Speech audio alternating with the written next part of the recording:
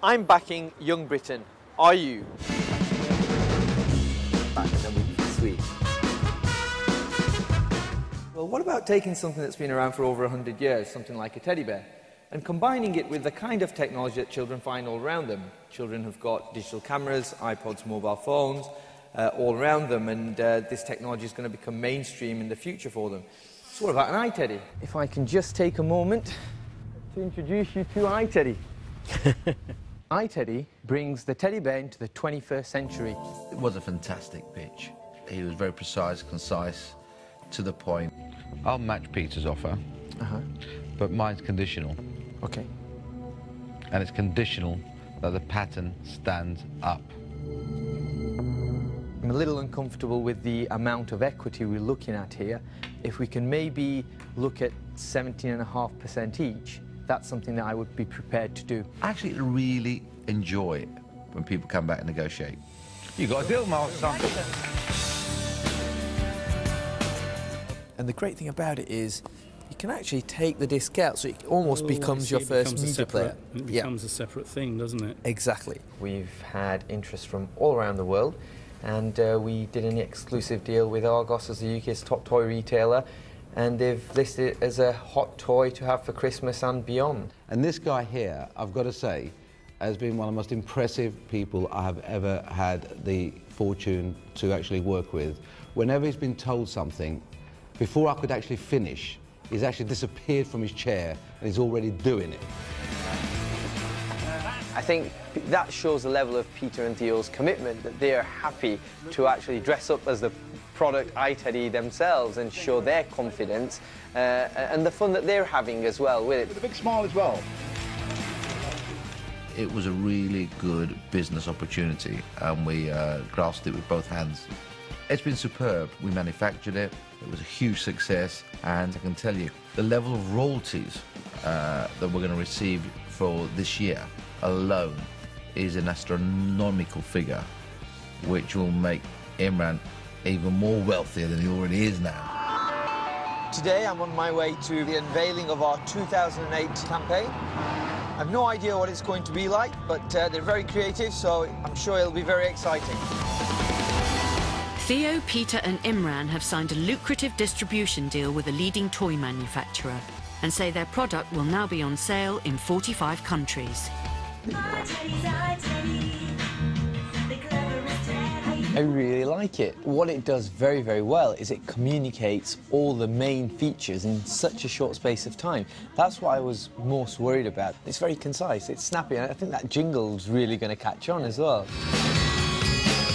He is Dragon's Den's first investment millionaire.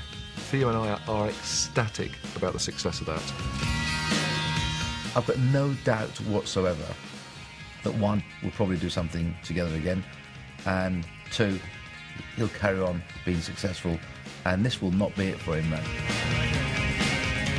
About 12 months ago, we had a piece of paper with a picture of iTeddy on there. 12 months later, we're in over 40 countries around the world, and we're going to be doing millions of pounds worth of turnover this year.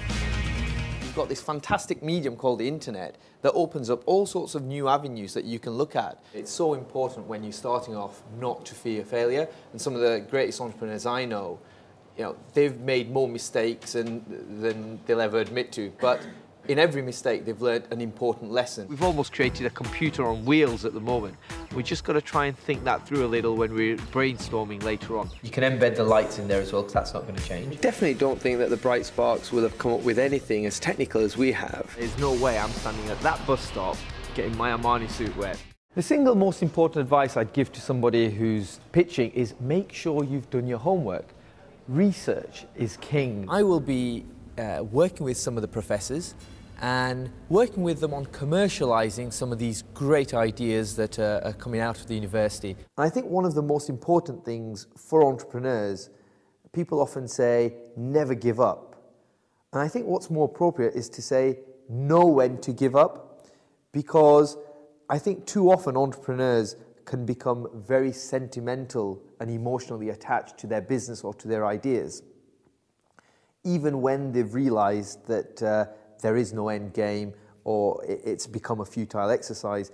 because they are sentimental or emotional, they can't walk away from it. And you need to know when to walk away from a business or a concept or an idea.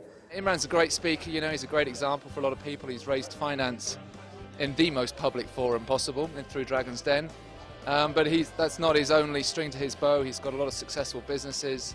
He runs a portfolio of them across a range of sectors, and truly is a serial entrepreneur, and people always love to hear from serial entrepreneurs. Make sure that you surround yourself with all the necessary information to give yourself the best chance of success. Because in the current climate, in this day and age where information is all around us, you have no excuse for not having the necessary information, and it gives you that competitive edge. The second thing I'd say is take that first step. Just take those first few steps. It's amazing how you gather a little bit of momentum, and before you know it, you're on a roller coaster ride to success. I did have the good intentions of putting together a speech, and I was speaking to Terry, who was sitting next to me just a little earlier. I realised I wasn't all that important, because Terry had somebody who's been preparing his speech for 3 weeks, and I had to do mine on the car ride over here. So it's good to know how the other half live. If there was one tip you were going to give to your 21-year-old self, what would it be? One, practice. You know, try again, be tenacious, be persistent.